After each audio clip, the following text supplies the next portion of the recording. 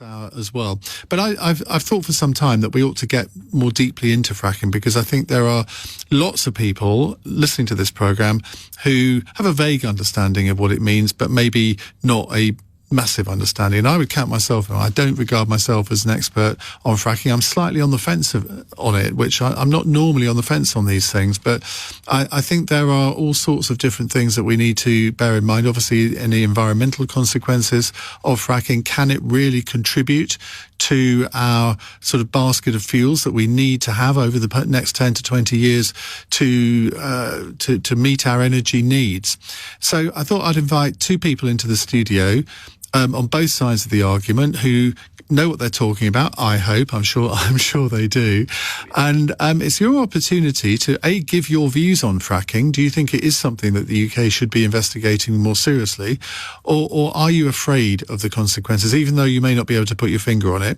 I'd love to hear from you. But also, if you've got questions on fracking, I'm sure my two colleagues will be able to answer them. Charles McAllister is Director of Policy for Government and Public Affairs for the industry group UK Onshore Oil and Gas, and Bob Ward is Director of Policy at the Grantham Research Institute on Climate Change and Environment at the London School of Economics. So the number to call, 0345 6060 973. Well, let's start off with how we've got to this point and sort of where fracking has come from, how prevalent is it throughout the world, and why are people so anxious about it? Charles, let's start with you. Okay, well, in for UK context, I mean, let's go back to 2019. That's when the government applied a moratorium on associated high-volume hydraulic fracturing, as defined in the Infrastructure Act. Now, our view at the time was it should never have been introduced. So we've been pushing every day since it has been, and thankfully the government decided that it was appropriate for it to be lifted. Now, in terms of international use, it is a standard oil field practice. It's used in the offshore oil and gas industry all the time. You don't hear that very often. I mean, in America, 600,000 shale gas wells have been drilled. It's used in Canada, South America, all parts of Asia. So, I mean, an onshore oil and gas in the UK, for example, isn't new. You know, we've been doing this for 170 years.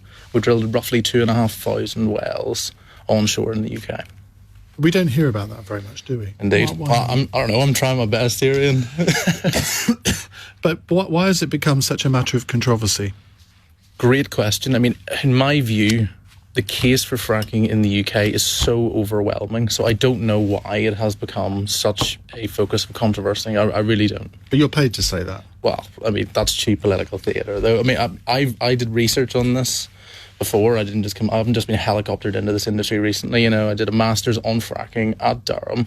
I've been working for the industry for 6-7 years. So you genuinely believe in it? I really, really do. I mean, I do think the economic, environmental and geopolitical consequences of not doing this are really, really severe.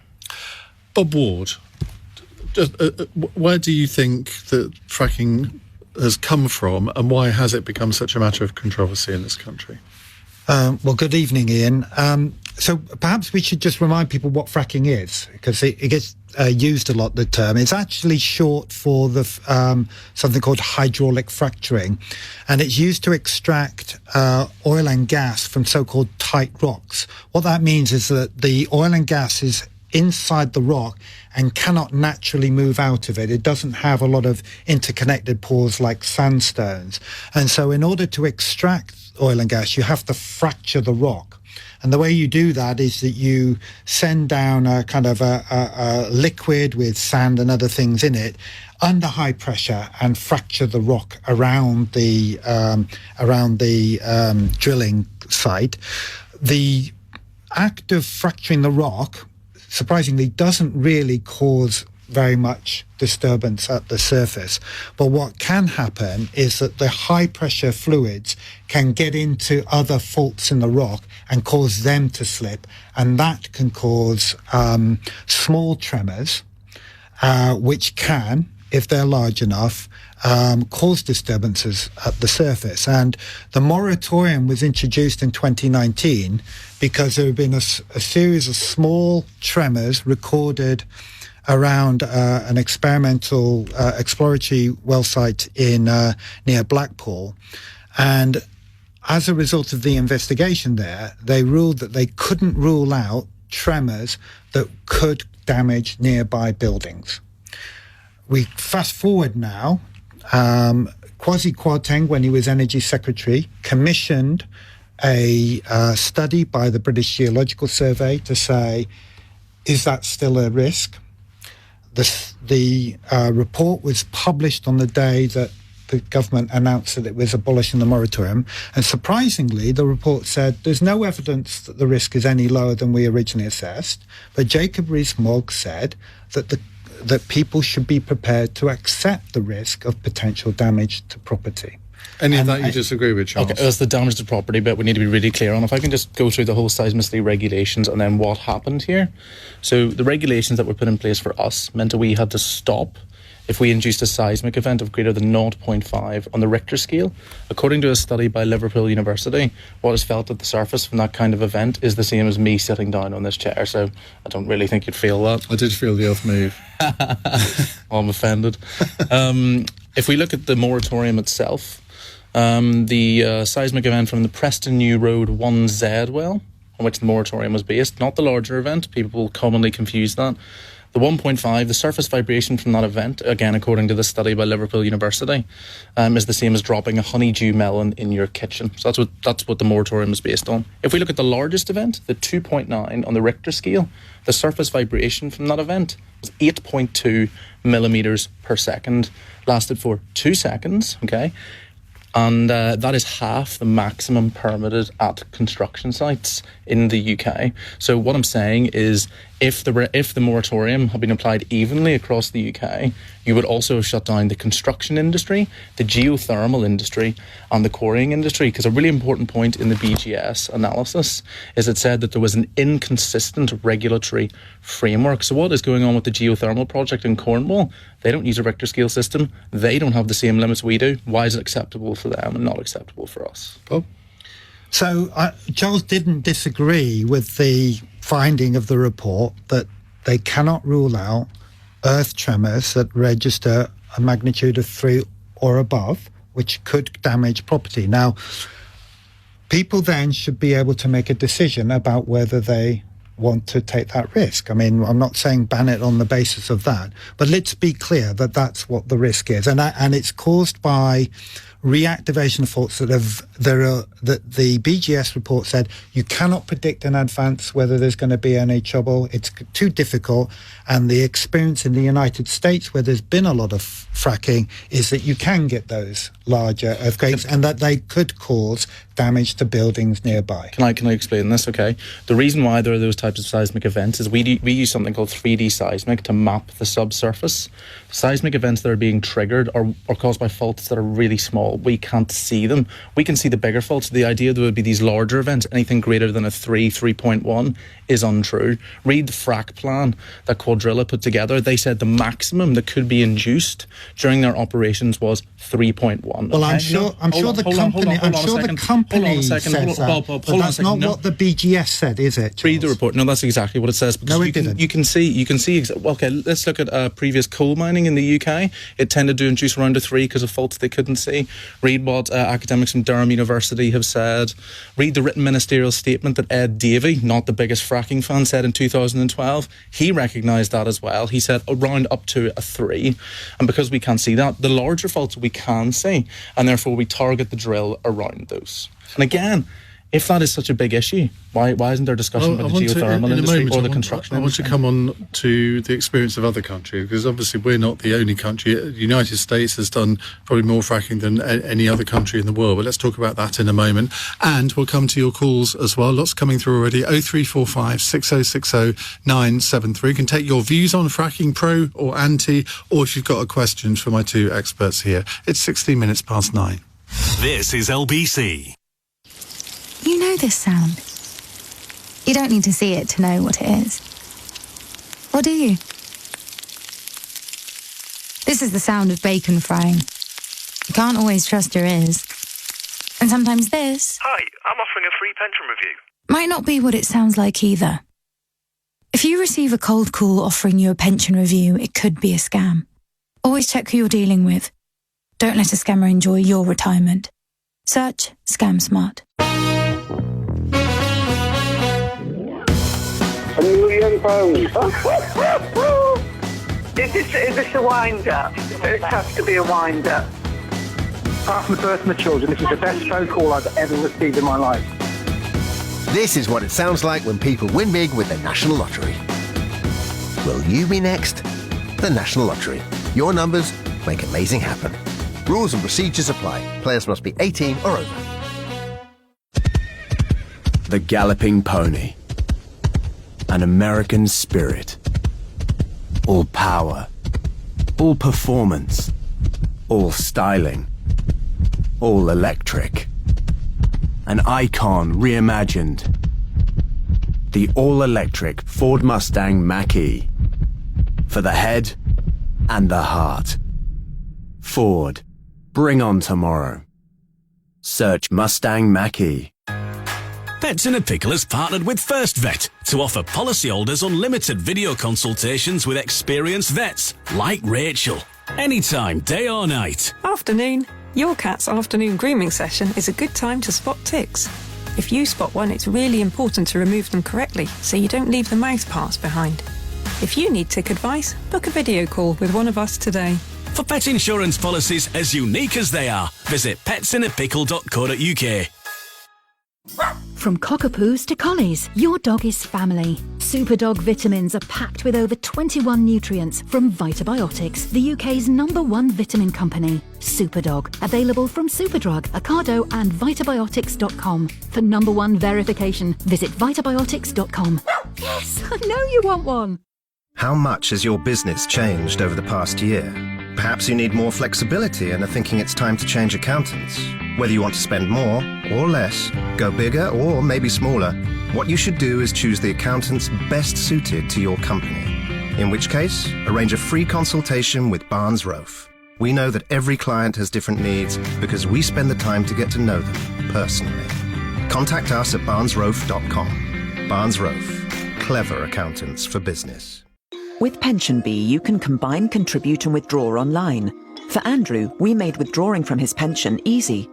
I love to travel. PensionBee gives me that ability. Withdrawing money from your PensionBee account is really simple.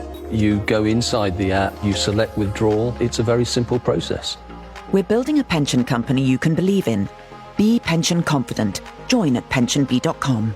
When investing, capital is at risk. Drawdown available from age 55-57 from 2028. If you bought a timeshare in Spain or the Canaries, you may have been missold and could be owed compensation. Text timeshare to 78900 to find out more. Leading Britain's conversation. Ian Dale. Tweet at LBC. 9:20. We're talking about fracking. We have Charles McAllister with us, Director of Policy for Government and Public Affairs for the industry group UK Onshore Oil and Gas. And Bob Ward is Director of Policy at the Grantham Research Institute on Climate Change and the Environment at the London School of Economics. Before we come to calls and texts, and there are a lot of texts particularly, let's talk about the situation in America and maybe other countries. Bob, let's start with you. What has been the general experience of fracking abroad?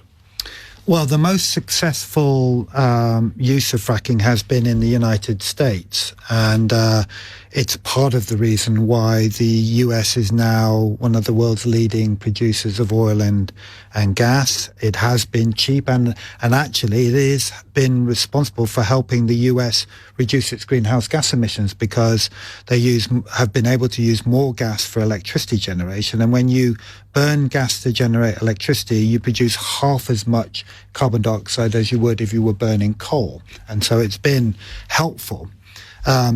But when people talk about the comparison of the UK and the US experience, what they forget is that the population of the United States is 5 times greater than Britain, but the area of the United States is 40 times greater.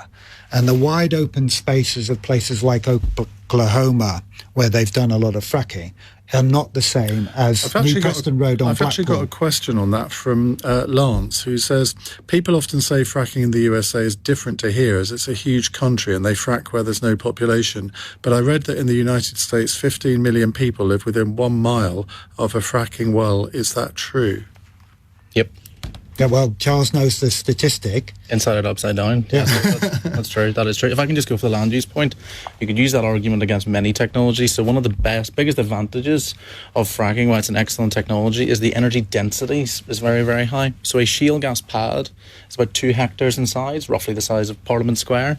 To produce the same amount of energy from a wind farm, you need a land area 725 times the size, or a solar farm 450 times the size. So you can't use land use as an excuse against fracking if you're not going to do it for renewables. But we are a smaller country in terms of land mass, but we presume you have more people that would be living quite close to a fracking site, and I wonder how many people would be comfortable with that. Again, it's not industrialisation of the countryside. Look at the modelling that we've done. Again, we haven't been able to fully flow test a well, but based on the cores, the rock that we've taken out, we can make estimates as to how many sites we would need.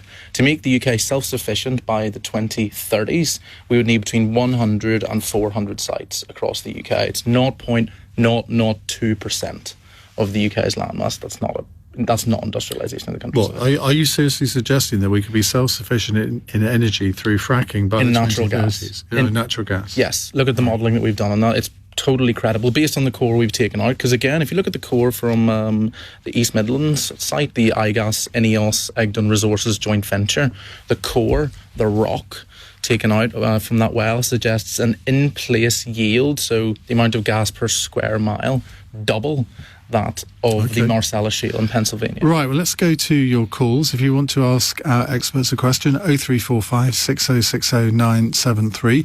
Rob is in Medway. Hello, Rob. Hello, how are we doing? Easy-ish question. What is the relationship between geothermal energy and fracking? Shall I go for that? Yeah, sure. So, I mean, they're very, very similar. So in a shale gas well, what you will do is you will drill down, typically around 2.5 kilometres, and then you'll drill horizontally 2.5 kilometres. Then you'll pump water down and you'll fracture the rock as you go along. And that's into the shale.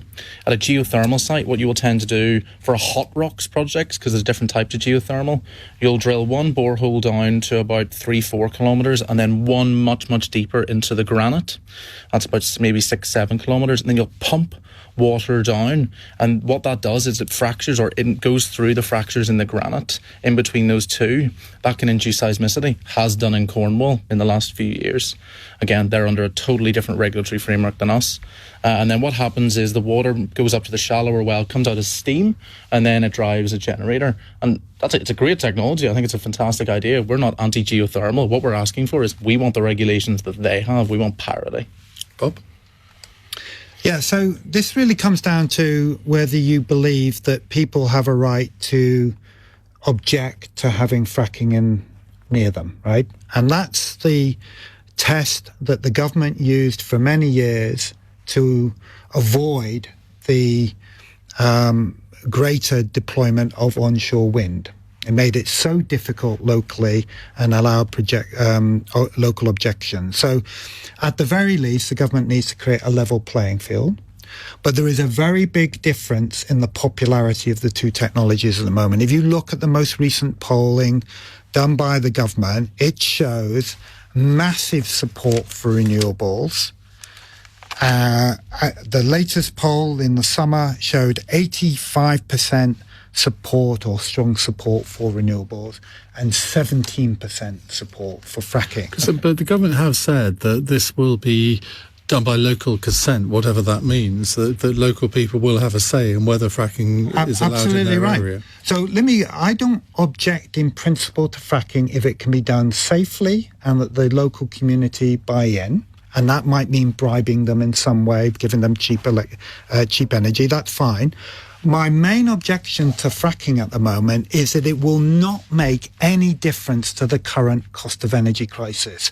Because it's simply not. The current, nothing will do. It's a distraction people have been making the claim that it would help us with the current crisis. If you go on the website of Charter, lots of people have said, we have heard lots of politicians make the claim, including lobbyists from Tufton Street, arguing that it would reduce the price of electricity or gas. But it could in the long term. Yes, it can. Well, yeah, okay, so fine. If you want to make a case that we should be talking about the long term instead of the current crisis, then fine. Yeah. But the problem has been some people have claimed that lifting the moratorium would somehow help us deal with the current crisis. I mean, you can't name anybody. Who's claimed that? I can tell you, Matt Ridley has made that claim several times. Okay. And who? I mean, Matt Ridley is who? I mean, he's not part of the government. He's not. No. He used to be a Conservative MP, a Conservative member of the House of Lords. He's a prominent lobbyist for the Global Warming Policy Foundation, and there have been plenty of people who have made the claim that it could reduce. But no one from the government. No. Nobody from the current government, no. Yeah. Let's get this right here. There is, in terms of delivering the maximum amount of energy in the least amount of time with the least amount of land, fracking is the best technology in the UK. long term. Do you agree that it can't do anything in the short term? Define short term. I've again heard this. In the next 2 years? In the next 2022, 2023, we will not be able to get enough shale gas on the market to have a material impact on price. Absolutely. But there's 3 ways that shale gas can reduce prices in what I would call the short to medium to long term, okay? So number 1 is community benefits. It's not a bribe. We haven't just plucked this out of our behind recently. We've had a community benefits package in place for years, okay? What that does is for an exploration site, and this could give immediate relief to people. For an exploration site, £100,000 goes to the local community. That can be used for whatever they want. At the site in Lancashire, when local people were polled, 80% said, we'll take a check. If we go to a production site... So it is a bribe? It's not a bribe at all, because the other industries do it as well. It's not just us. Again, we haven't just... We've taken the models from other, but we've tweaked it slightly for shale, because there's a difference between exploration and production. For a production site, some of the companies have committed to 6% of revenue for a 40-well site at gas prices seen only last week. That could be £400 million over 20 years. That is material. That's 1. 2 is what we can do is if we over-rely on LNG, what we have to do is we have to compete with 42, 43 other countries around the world in order to attract these boats to meet our gas demand. The more self-sufficient we are, the less we have to do that, the more price will come down. And then option 3, the industry has already said they're willing to engage to sell natural gas, especially to blue hydrogen production facilities of the future, at contracted prices. And that gives them stability, which is key for decarbonisation at least. Just before we go to the news, question for you, Charles, from Chris, who says, please ask Mr McAllister who funds the organisation he's representing tonight. Transparency is key in making a decision on the discussion tonight. More to political theatre. So I'm funded by the companies, the 5 shale gas companies. So you're a trade association? Yeah, we're a trade body. We represent the 5 shale gas companies, a number of conventional onshore oil and gas companies, and the supply chain. We're totally honest about that. But again, find something that I say that's factually inaccurate, you won't. Bob? Who funds me? Well, I know who funds it. I wasn't asking you that question, but I mean, do you have any sort of... I want to respond to something that Charles said about self-sufficiency. Now, it's true, we don't know how much gas, how much shale gas there is, and we don't know how much we might be able to extract commercially. So people who claim that we could be self-sufficient are technically correct, but it's far from certain. And I would observe that when you go on the... Yeah, absolutely. We need to flow test wells in order to prove, because there's a difference, I do it just quickly, there's a difference between resource and reserve. Resource is what's under the ground. Fact, 500 years. The question is, what is the estimated recoverable reserve? Let me just quote some figures from Charles's organisation website. Their most optimistic scenario that they published showed that in three years after the start of commercial fracking, you might extract 57 billion cubic feet per year of gas. Right. Last year, the EU 27 plus the UK were importing 9 billion cubic feet of liquefied natural gas per day. So if you make that calculation, UK shale gas would basically cover a less than 2% of the imports of liquefied natural gas. That's why it's not going to make any difference. Then what happens in year 5 to 9 and then 9 to 13? Well, you tell me. I will tell you. It shows that we can be self-sufficient. We can be self-sufficient in natural gas by the 2030s. If we get more North Sea production, that can be faster. And honestly, we want demand reduction as well. We want all these things. If you rely on imports, you can't get the taxes. You can't fund the decarbonisation projects that can reduce demand. That is in our interest as well. This isn't a fracking or nothing. It's a fracking and everything.